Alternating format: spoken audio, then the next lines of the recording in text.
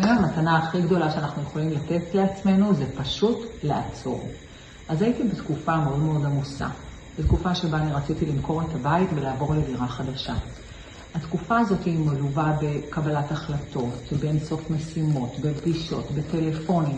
ואז פתאום נתקלתי בהודעה יום בהפתעה של ציפורה. אז חשבתי לעצמי, איזה כיף זה שיש לי יום כזה שאני לא צריכה לתכנן בו כלום. לא לחשוב, לא לארגן, לא להוביל, לא לדאוג, פשוט להגיע ולהיות.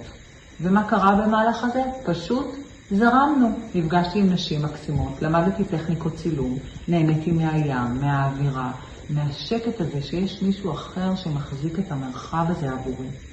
ולפעמים דווקא כשמשחררים ולא מתכננים ולא שולטים, אנחנו מאפשרים לעצמנו לנשום באמת.